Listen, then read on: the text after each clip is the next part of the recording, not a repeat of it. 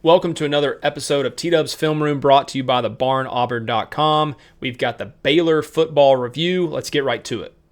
All right, so I made a preview video. Maybe you saw it, maybe you didn't, but there was a couple of things I just wanted to kind of check my work and see, was I right, was I wrong? I started off the preview video with some housekeeping, all right? There were two storylines that I said you did not need to pay attention to, and it was a bunch of nonsense, and they were. It was nonsense. The first one, the three play callers thing, we were good on first down, all right?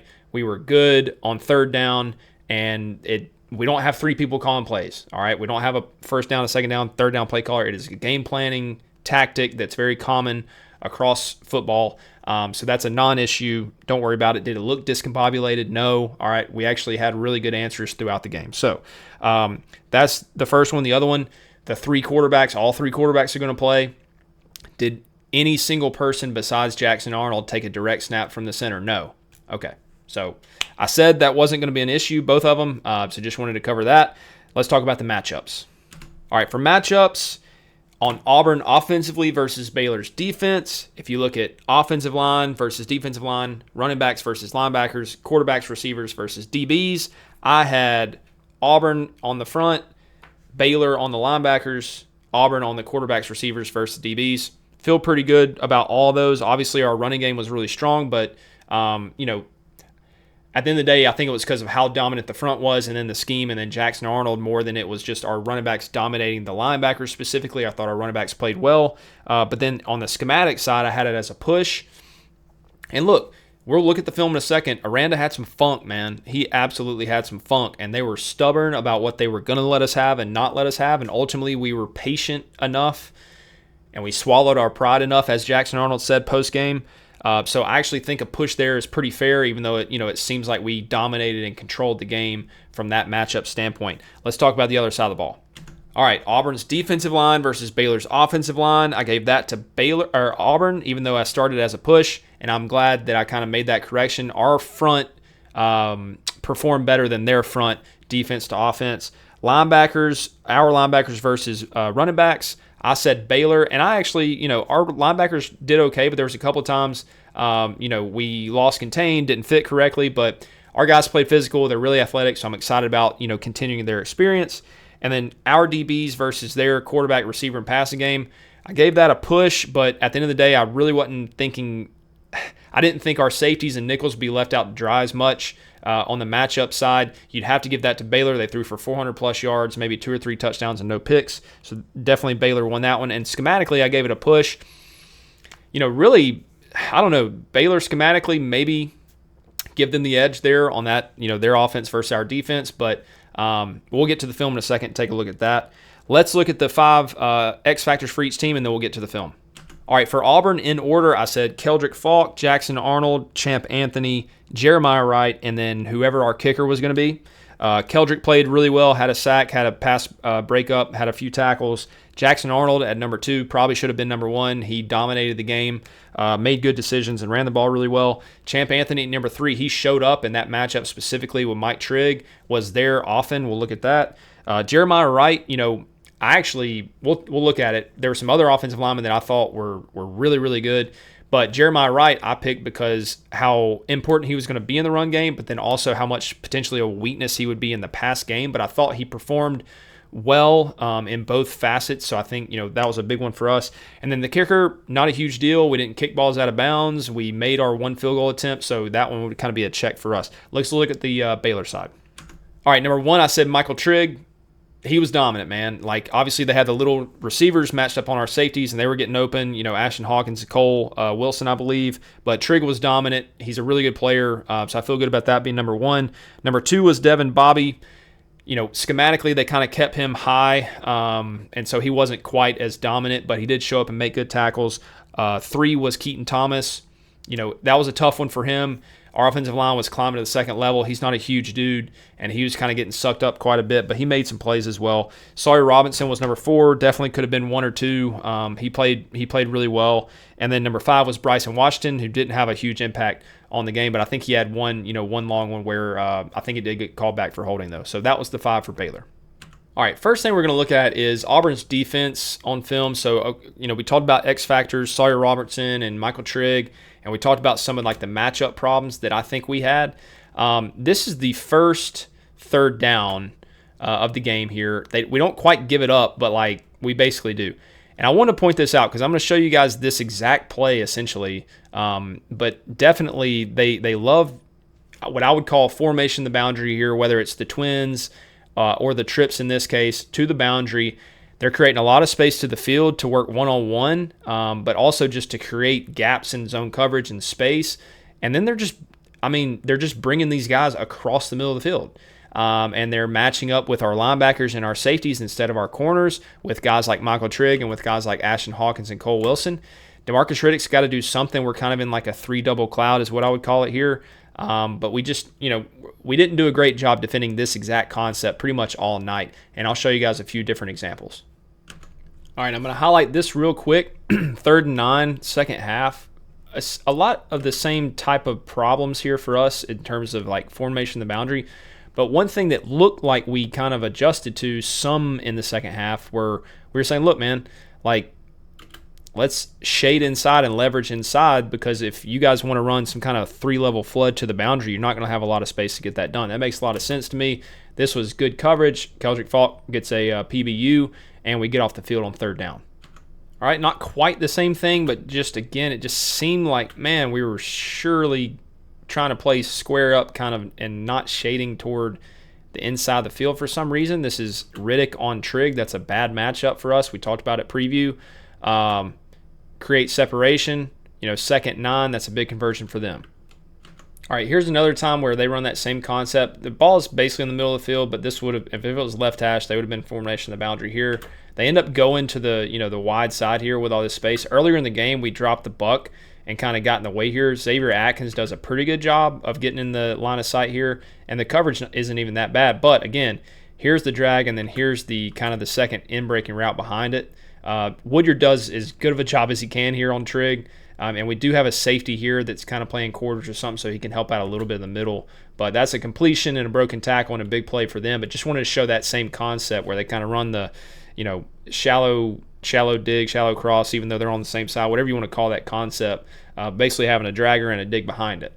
All right, here we go. Their last drive of the game. They're going to run this concept 2 more times, so they obviously like it. You got the drag and you got the dig behind it. Both are pretty much open, right?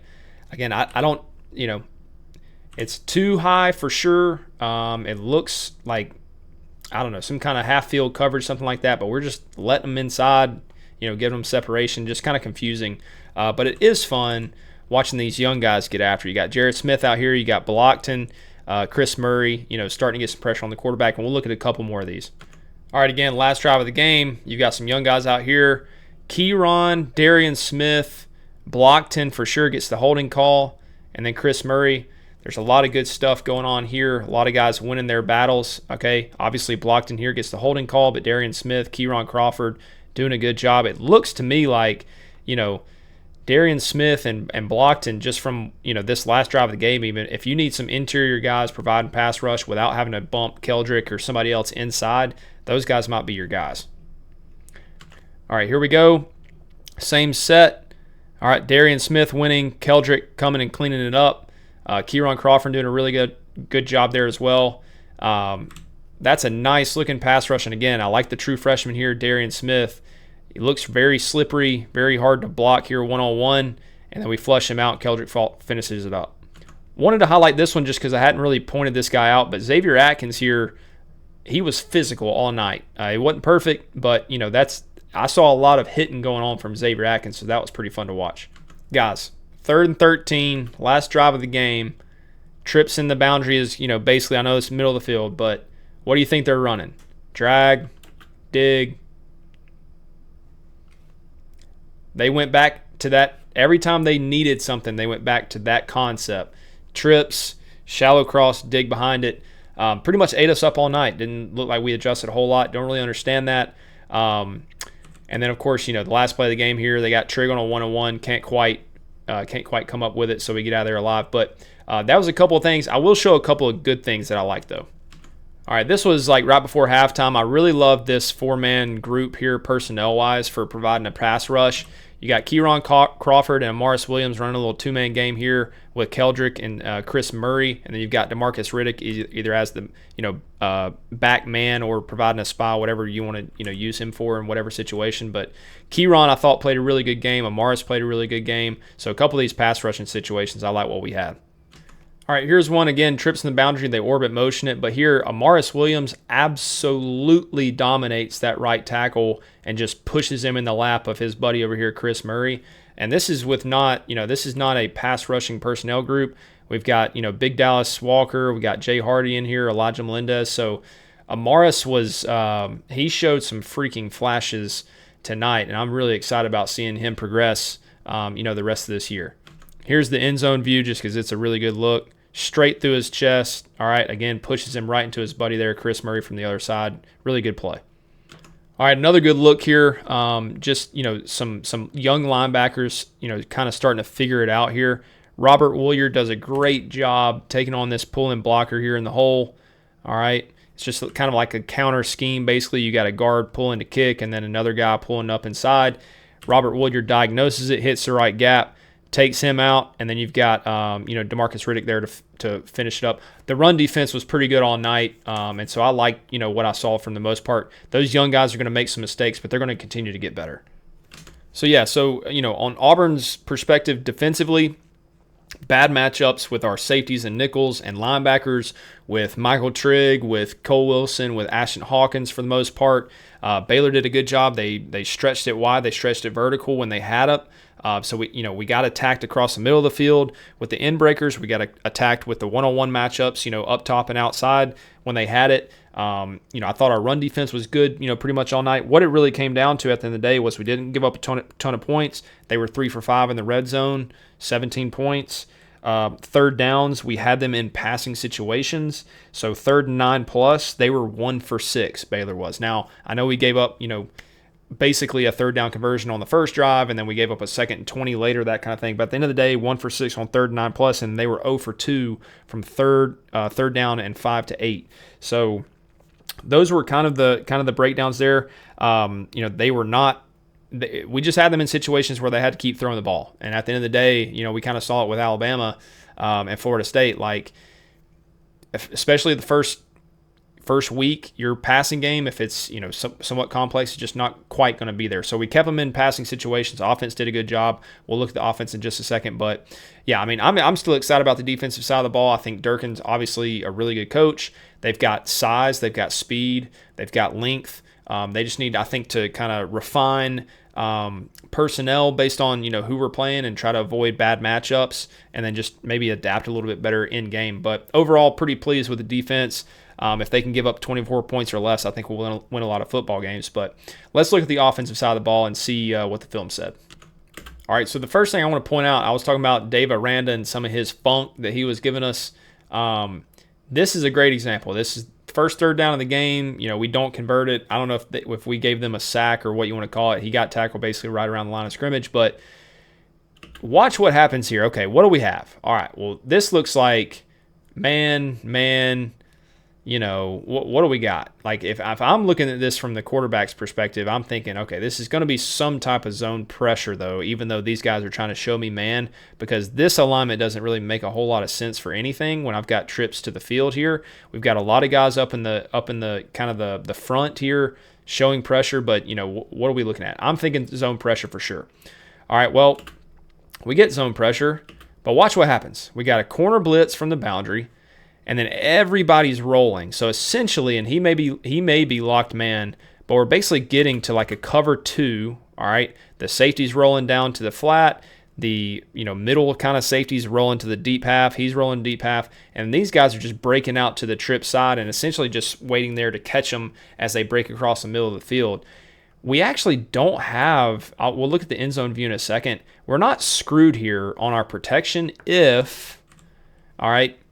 If we watch what the back is doing and watch the line, it doesn't look like we really slide either way. I think essentially to me it looks like, hey, we're just pick up a man and then the back's going to try to clean it up.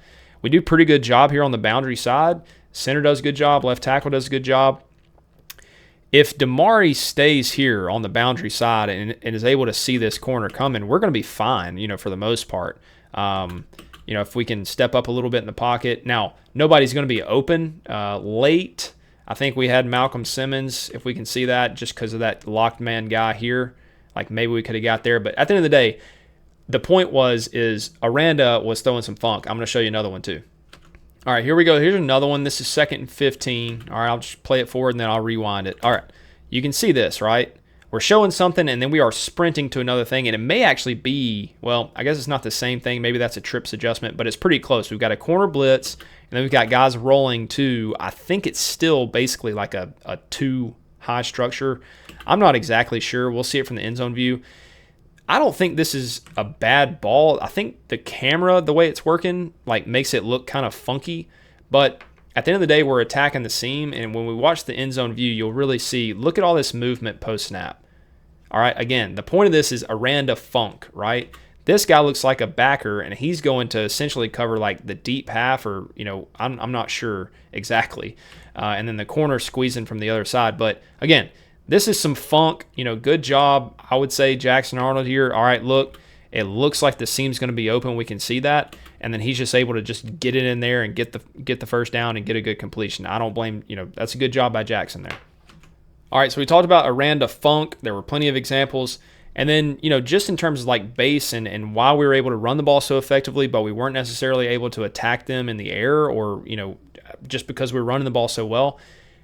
We don't have to make an hour-long video to like show this. Here's 2 plays back-to-back that'll give you enough of the snapshot of like what was going on. All right, so even though this is a heavier personnel, this is, 12 personnel.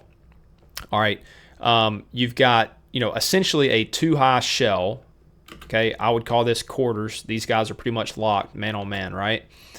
But the safeties aren't diving down here. Like, a lot of what we like to do is, all right, if they're, maybe their boundary safety tends to be the one to fit in the gap to bring the extra hat for the run fit. When that's where we'll run that kind of end breaker behind it.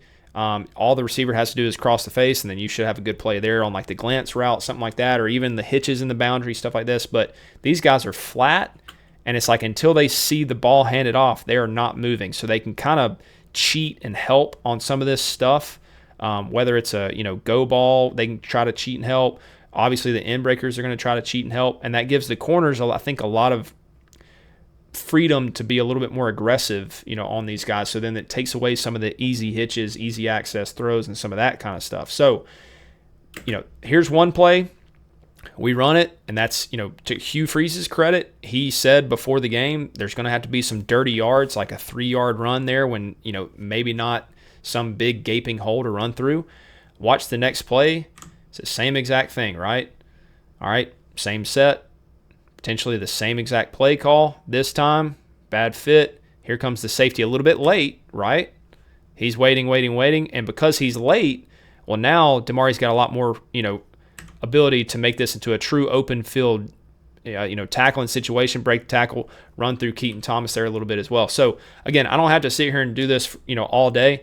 That's what Baylor was doing. All right, for the most part, I mean, they'd mix it up from time to time. For the most part, their safeties would stand there, and then when they knew the ball was handed off, they'd try to go add an extra hat. And at the end of the day, if they're going to stay in 2-high, we're going to keep running it. Credit us for being patient.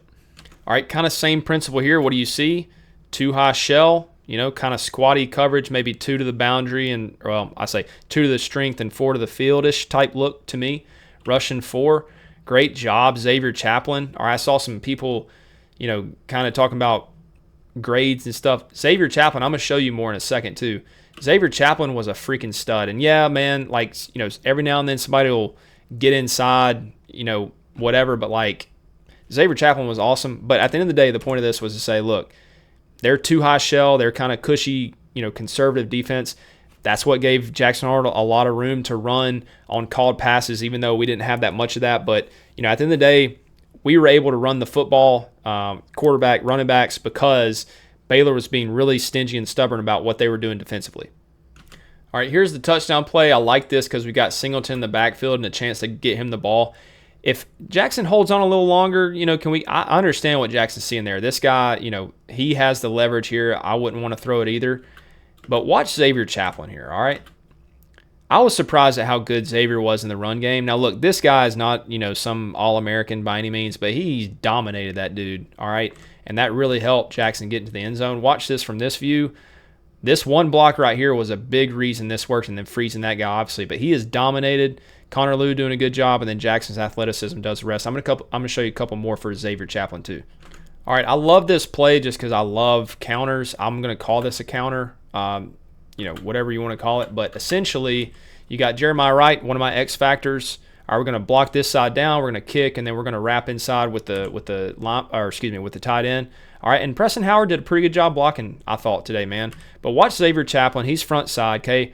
Wash him out, climb, don't get a holding call, and then watch this finish right here.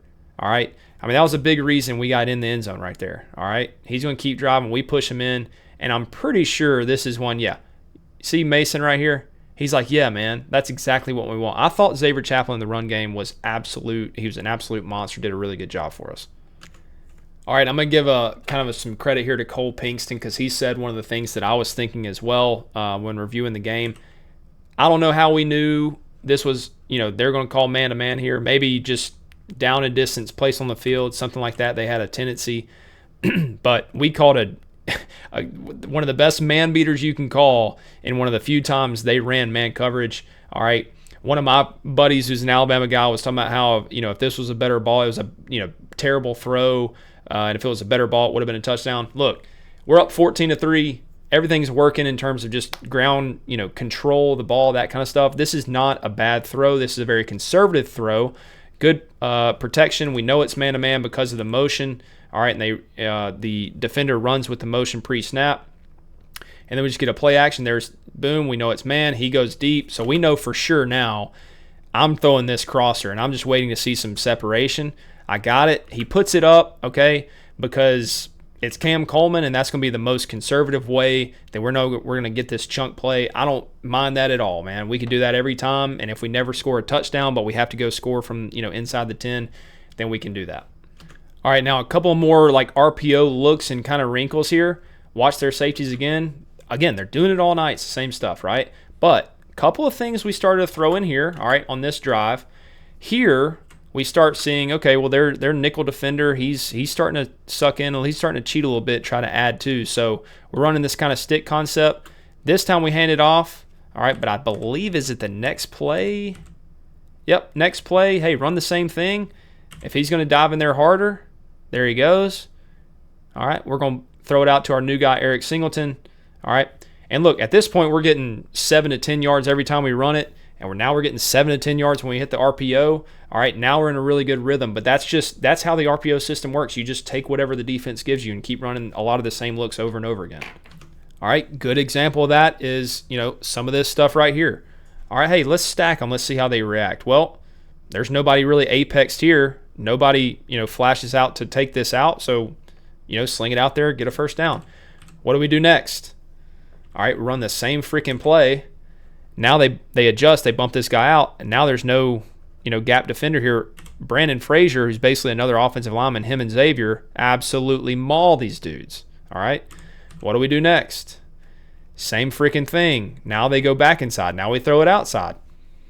Not super complicated. Just keep doing it over and over again. So I really liked the, it's like, look, man, yeah, we're gonna keep freaking doing this. Y'all are gonna be stubborn. We're gonna keep doing this. Jeremiah Cobb, good run there, and then we finish it off here in the end zone. All right, now this time on the touchdown, just to show this, watch Connor Lew. Boom. And then he's just going to work up to this next guy, him and Xavier Miller. I don't know, maybe Xavier Miller was supposed to stay on the nose, but this is really smart because at the end of the day, all right, this guy is pretty much displaced, and he's a big old boy. So these guys are going to be clean, all right? Miller kind of detaches and gets him, and at the end of the day, Cobb, he just punches that thing in there and gets it done. It's just a good job. Connor Lew's a stud, so... All right, wanted to hop in here real quick. We're almost done, but this is the last, essentially the drive that we had to have. All right, it's 31-24. This is last year when we throw a pick six. We're 2nd and 8. We don't have a good run on first down. Horatio doesn't do a great job here, all right, on the block, kind of understanding where he needs to be. for that swing past Devin Bobby. All right, one of our X factors again. That was one of the times where he was kind of unleashed. But this right here, man, it's been talked about now already. What I love that Jackson said post game about this conversion. I mean, this is huge. If we punt it right here, who knows what happens, right? But what he had said is all game they've been dropping this jack out underneath and kind of taking this away. They don't do it here. And this is a timing route they've been working, over and over. Good pass pro. All right. Xavier understanding what he can and can get away with, right? All right. That's fine. But great route, Horatio. Great timing. Bang. Back foot. Good, accurate ball where it needs to be. So really good job there, Horatio, coming back after not doing a great job on the perimeter blocking. And that was a massive conversion. All right, so I love this. This is our 4th and 1 coming up. Dave Aranda. Let's go, defense. Come on, right? 4th and 1. What do we go to right here? We're coming out of a timeout. We had plenty of time to think about this. All right, all year last year we did the wrong thing, right? All right, Brandon Frazier, Tate Johnson, 2 basically offensive linemen. So we basically have 7 offensive linemen in here. All right, we're running the jet motion. We're locked here with Damari Alston, blocking for sure, no read. And, dude, I'm just going to tell you what. Okay, this is hard for a defense. Watch this wash, just this movement. They have personnel out here, all right? Wash, Tate Johnson, Brandon Frazier, Xavier Chaplin, everybody, all right? Washing it down.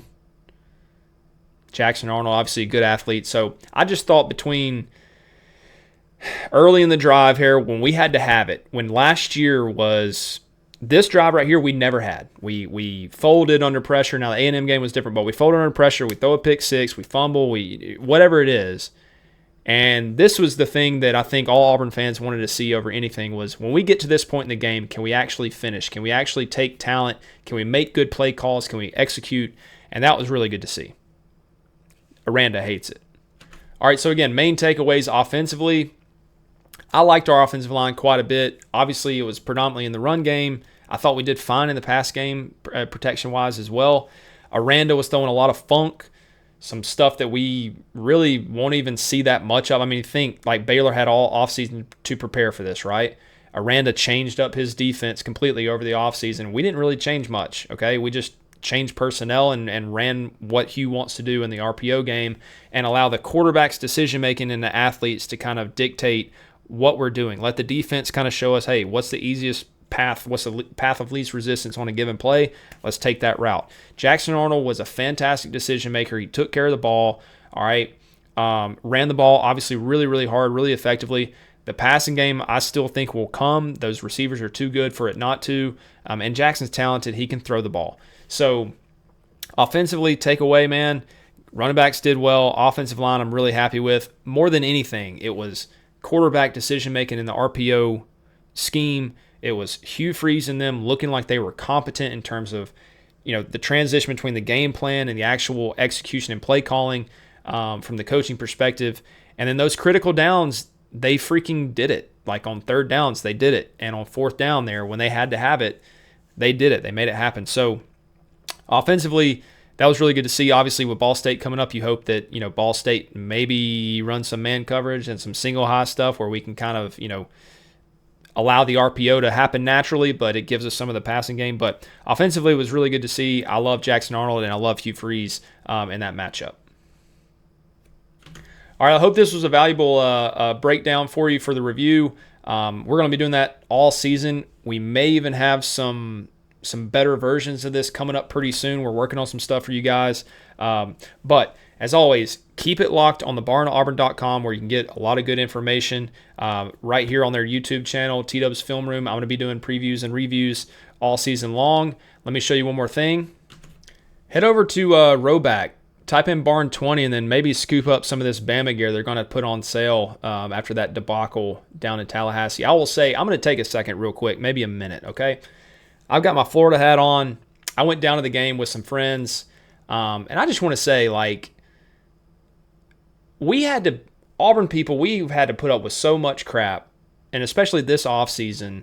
Everybody say, oh, Kalen DeBoer and all the success, and he's so smart, and Ryan Grubb coming back, and, Ty Simpson, and, You got, Ryan Williams and all these guys coming back, and all these guys chose to come back, that could have gone pro, and LT Overton, who couldn't get any sacks last year, but he was magically going to get more sacks this year, and all this stuff, and Bruce Feldman and all these guys, and Josh Pate picked him to go to the win the national championship game, and people went to practice and said how impressed they were, and Greg McElroy and all these guys, and all offseason we had to hear how Kalen DeBoer is smarter than everybody, they have more talent than everybody. We had to listen to the Hugh Freeze golf saga. We had to listen to the 3 play callers, and our recruiting stunk and all this kind of stuff. And I just want to say, and if you're an Auburn fan, maybe this is resonating for you.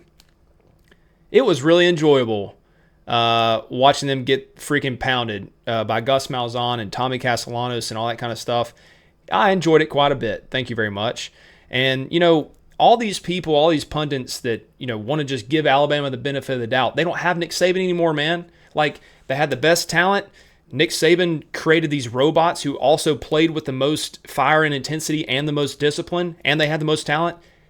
He's the greatest coach of all time. They don't have him anymore. They don't have the benefit of the doubt. Nobody's scared of Alabama anymore. And personally, I can't wait for the Iron Bowl, because that's going to be some voodoo. And I really, if we can keep this train rolling, all right, I'd love to absolutely take their lunch money come November. So go to Roback. Maybe they'll have to put some stuff on sale, but put in Barn 20 and go check out, see if you can get you a cheap Alabama shirt to give to your buddy or something like that. But anyway, a little fun there at the end. Thank you guys for watching as always, and we'll see you next time.